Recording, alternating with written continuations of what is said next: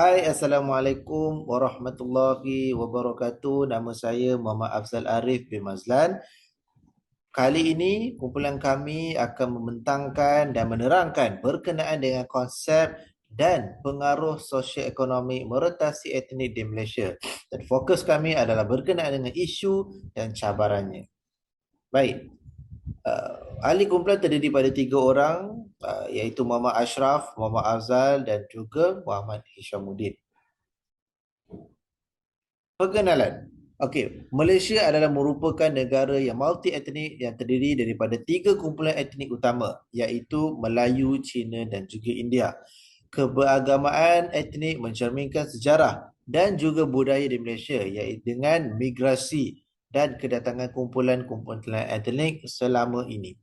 Bahasa, agama, budaya dan juga tradisi merupakan perbezaan di antara kumpulan etnik di Malaysia. Konsep muhibah itu sendiri adalah merupakan asas penting di antara kumpulan masyarakat dan fokus pada perpaduan dan harmonik antara kumpulan etnik. Faktor sosioekonomik juga mempengaruhi akses dan peluang ekonomi di antara kumpulan, termasuk taburan sumber, peluang pekerjaan, pendidikan, kebajikan sosial dan juga mobiliti sosial.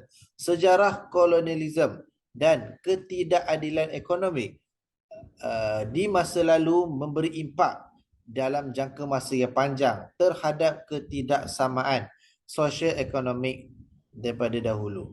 Kerajaan Malaysia juga mengambil dasar yang progresif dan dalam program-program pendidikan, latihan dan juga bantuan ekonomi bagi mengurangkan jarak sosio-ekonomi di antara etnik. Malaysia adalah negara di mana mencapai kesaksamaan sosio-ekonomi antara kumpulan dan memastikan peluang yang sama bagi semua warga negara. Sejarah demografi di Malaysia. Di Malaysia merangkumi zaman prasejarah sehingga penjajahan oleh negara-negara barat yang membawa pengaruh budaya, agama dan juga etnik pelbagai ke negara ini. Etnik Melayu merupakan kumpulan etnik terbesar di Malaysia, diikuti juga dengan oleh etnik Cina dan juga India. Etnik Melayu adalah penduduk asli tanah Melayu dan memainkan peranan yang sangat penting dalam sejarah dan budaya Malaysia. Etnik Cina dan India datang ke Malaysia semasa penjajahan Inggeris untuk terlibat dalam perdagangan dan juga ekonomi. Demografi etnik di Malaysia terus berubah akibat daripada migrasi, perkahwinan silang atau campur di antara etnik dan faktor-faktor lain. Kerajaan Malaysia juga menggalakkan perpaduan harmoni dan kesamarataan antara kumpulan etnik serta kita memelihara warisan budaya mereka. Baik, seterusnya berkenaan dengan keunikan sosio-ekonomik etnik di Malaysia. Polisi diskriminasi positif. Polisi Bumiputera memberikan keistimewaan kepada kumpulan etnik Bumiputera untuk meningkatkan dan penyertaan ekonomi kemajuan sosial mereka. Yang kedua, perbezaan pendidikan.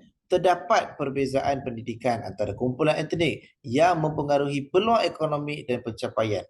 Yang ketiga, komposisi pekerjaan. Setiap kumpulan etnik cenderung terlibat dalam sektor pekerjaan yang berbeza seperti etnik Cina dalam perdagangan dan profesional dan etnik India dalam sektor perkhidmatan dan juga industri. Yang keempat iaitu jurang pendapatan. Terdapat jurang pendapatan antara kumpulan etnik yang terdapat mempengaruhi kesejahteraan ekonomi dan juga peluang mobiliti sosial. Yang terakhir, pengaruh sosial ekonomi merentasi etnik. Pengaruh sosial ekonomi merentasi etnik terlihat dalam pendidikan, peluang pekerjaan, pemilikan harta dan kesejahteraan ekonomi dalam negara Malaysia bagi berusaha mengurangi melalui inisiatif polisi dan program bantuan. Baik, seterusnya, apa itu definisi sosioekonomik merentasi etnik? Sosioekonomik merentasi etnik merujuk kepada interaksi dan juga pengaruh antara faktor sosial ekonomi dan faktor etnik dalam masyarakat di Malaysia.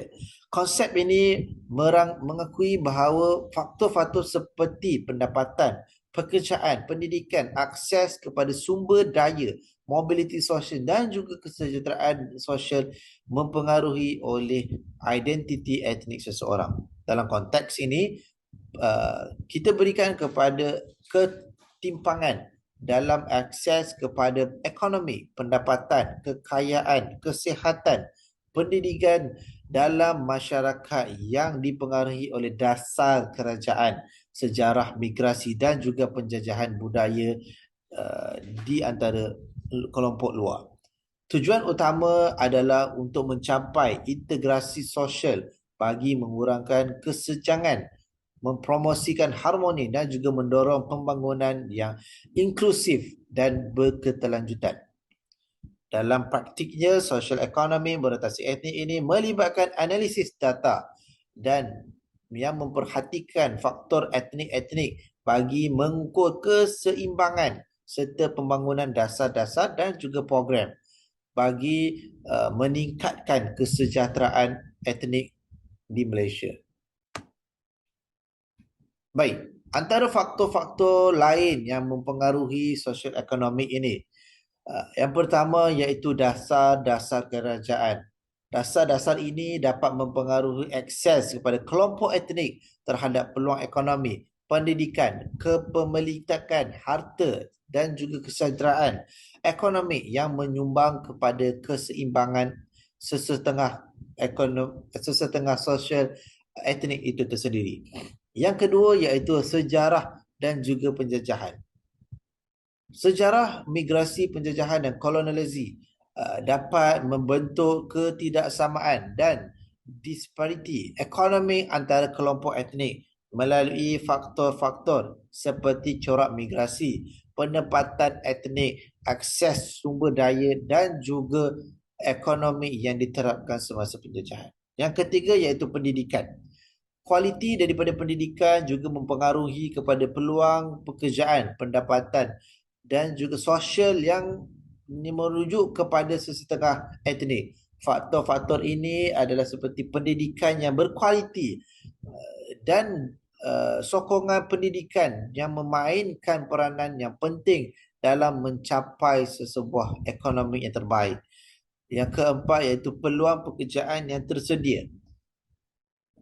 Rata pekerjaan dan peluang pekerjaan dapat mempengaruhi ekonomi sesetengah kelompok melalui faktor-faktor yang tertentu seperti diskriminasi dalam mempromosikan dan seterusnya berkenaan dengan adil terhadap peluang pekerjaan dan dominasi terhadap sesetengah sektor ekonomi di dalam etnik tertentu. Yang kelima iaitu budaya dan juga norma sosial. Faktor-faktor ini merujuk kepada sosial sesetengah norma dalam kelompok etnik tertentu bagi mempengaruhi dan mengambil peluang dalam ekonomi ini. Nilai-nilai budaya, sosial serta jaringan hubungan sosial dalam kelompok etnik dapat memainkan peranan yang sangat penting dalam menjaga kesejahteraan ekonomi sesetengah kelompok. Assalamualaikum warahmatullahi wabarakatuh. Nama saya Muhammad Ashraf bin Mat Said. Berdirinya saya di sini bagi menguraikan pembincangan objektif yang berikutnya, iaitu perbandingan kelas sosial di antara etnik di Malaysia. Terdapat beberapa faktor yang menyebabkan berlakunya pemecahan mengikut kelas sosial seorang individu tersebut. Antara faktor tersebut ialah sejarah keluarga, pendidikan serta budaya. Uraian bagi faktor sejarah keluarga ialah kita dapat lihat sekiranya seseorang itu dilahirkan dalam keluarga bangsawan atau elit, semestinya keturunan mereka akan mewarisi dari turun-temurun harta serta pangkat sebuah keluarga itu. Perkara ini dapat dilihat melalui pemimpin-pemimpin di negara kita, melalui pangkat-pangkat mereka, keturunan mereka sedikit sebanyak akan mendapat manfaatnya. Bagi menjelaskan lagi keadaan ini, kerajaan kita telah mengelaskan kumpulan mengikut had pendapatan. Antaranya ialah B40 dan F40, iaitu kumpulan yang terdiri dari golongan bawahan dan pertengahan. Dan yang terakhir ialah T20, iaitu kumpulan top 20 yang mempunyai jumlah pendapatan tertinggi antara 2,9 miliar. Melalui pengeluasan ini, kerajaan dapat mengenal pasti dengan lebih tepat jumlah pendapatan yang diperolehi setiap rakyat Malaysia yang telah bekerja. Melalui laporan ini juga, kerajaan dapat merangka dan merancang jenis bantuan dan subsidi yang perlu disalurkan kepada masyarakat, khususnya bagi mereka yang memerlukan. Kumpulan pendapatan ini dapat dilihat secara seisi rumah dan bukannya secara pendapatan gaji individu.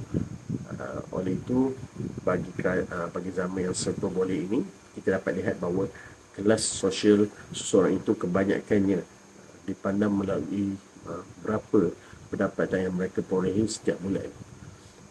Kelas sosial yang berdasarkan faktor keturunan mungkin menjadi faktor selepasnya berbanding dengan jumlah pendapatan seseorang itu. Walau bagaimanapun, untuk memperolehi jumlah pendapatan yang tinggi, faktor pendidikan seseorang itu juga memainkan peranan yang besar ataupun penting di sebalik perolehan pendapatan mereka. Ini kerana kebanyakan mereka yang tergolong di kumpulan M40 dan T20, mereka adalah orang yang mempunyai latar pendidikan yang tinggi seperti ijazah, sarjana serta doktorat. Kesimpulan untuk bahagian ini, kita dapati pendapatan seseorang itu menentukan kelas sosial seorang itu. Bagi soal pembincangan objektif yang berikutnya, iaitu pendapatan isi rumah kasar mengikut etnik yang ada di Malaysia. Melalui kajian yang dikeluarkan oleh Jabatan Perangkaan Malaysia, kaum Cina telah mendominasi pendapatan isi rumah kasar. Lalu ia diikuti oleh kaum India dan Melayu serta pribumi yang lain. Secara purata pendapatan kaum pula, Cina adalah lebih tinggi berbanding dari kaum yang lain dengan jumlah sebanyak RM9,895 sebulan. Ini pula diikuti oleh kaum India dengan pendapatan purata RM8,216 dan terakhir sekali adalah Bumi Putra iaitu sebanyak RM7,093 sebulan. Pendapatan petengah tertinggi ialah 7,391 didominasi oleh kaum Cina, manakala pendapatan penengah kaum India pula ialah RM5,981 dan Bumi Putra ialah RM5,420. Seperti mana yang kita dapat lihat melalui statistik tersebut, jurang pendapatan antara etnik di Malaysia ini meningkat saban tahun. Walhal dari segi jurang pendapatan individu, geografi setempat serta isi rumah juga dapat dilihat semakin ketara peningkatannya. Ini sebagai contoh, kita ambil apabila seseorang usahawan terutama kaum Melayu tidak mampu bersaing adalah disebabkan rantaian ekonomi yang tertutup kerana ia dikuasai sepenuhnya oleh kaum Cina. Ini dapat dibuktikan melalui tulisan oleh Dr. Muhammad Khalid dalam bukunya yang bertajuk Color of Inequality. Di dalam buku contoh, ia memberikan contoh mudah iaitu polisi kerajaan yang mana polisi tersebut memperuntukkan untuk usahawan Melayu terutamanya diberikan tender mencetak buku latihan sekolah. Tetapi disebabkan kekurangan kapasiti dan kapital seperti mesin dakwat, bahan asas untuk pencetakan dan lain-lain, tender ini akhirnya disubkontrakkan kepada usahawan Melayu. Ini dimaksudkan dengan ini yang dapat dikatakan perkara iaitu rantaian ekonomi tertutup. Akibat daripada rantaian tertutup ini, usahawan dan peniaga Melayu akan ditekan dengan harga yang lebih tinggi daripada pembekal, termasuklah dari segi terma kredit sehingga ia mencetuskan kempen Buy Muslim First yang baru-baru ini berlaku secara besar-besaran, terutamanya 2 tahun ke belakang sebelum pandemik COVID. Oleh itu, kerajaan serta NGO yang terlibat mestilah bersatu padu dalam merapatkan jurang pendapatan mengikut kaum. Ini untuk mengelakkan kejadian yang tidak diingini berlaku. Sekian daripada saya. Terima kasih. Assalamualaikum dan salam sejahtera kepada semua. Nama saya Muhammad Hishamuddin bin Osmin. Saya akan bercakap mengenai isu dan cabaran dalam sosioekonomi berorientasi etnik di Malaysia. Pertama sekali, diskriminasi sosial dan ekonomi terhadap etnik tertentu menghalang pembangunan sosioekonomi seimbang di Malaysia.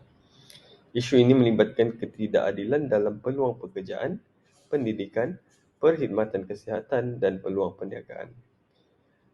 Justru kita perlu mempromosikan kesetaraan peluang dan menentang diskriminasi dalam semua aspek kehidupan. Dan di mana kita juga perlu fokus pada diskriminasi dalam pengambilan pekerjaan, kenaikan gaji yang tidak saksama dan kurangnya keterwakilan etnik dalam jawatan penting. Seterusnya, kita juga perlu akses yang sama terhadap pendidikan berkualiti dan perkhidmatan kesihatan untuk semua etnik. Bagi mengurangkan ketaksamaan ekonomi antara etnik-etnik penting untuk pertumbuhan ekonomi dan kestabilan sosial. Seterusnya, ketaksamaan ekonomi dapat menyebabkan ketidakpuasan dan ketegangan etnik serta konflik sosial. Untuk mengatasi masalah ini, kita perlu mempromosi keusahawanan dan pembangunan perniagaan merentasi etnik. Pemimpin-pemimpin harus memainkan peranan penting dalam mengatasi isu-isu sosioekonomi merentasi etnik. Mereka memerlukan pendekatan progresif dan inklusif untuk mempromosi kesetaraan peluang dan mengurangkan ketidakadilan. Ini adalah amat penting untuk melaksanakan dasar-dasar yang adil dan inklusif serta meningkatkan kesedaran dan pendidikan.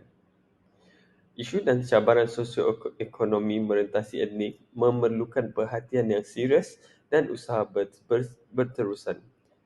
Melalui kerjasama pemimpin masyarakat dan pihak berkepentingan, Malaysia akan dapat mencapai kesetaraan peluang dan kemakmuran sosioekonomi. Baiklah, tajuk seterusnya adalah penyelesaian dan amalan terbaik untuk mengurangkan perbezaan sosioekonomi.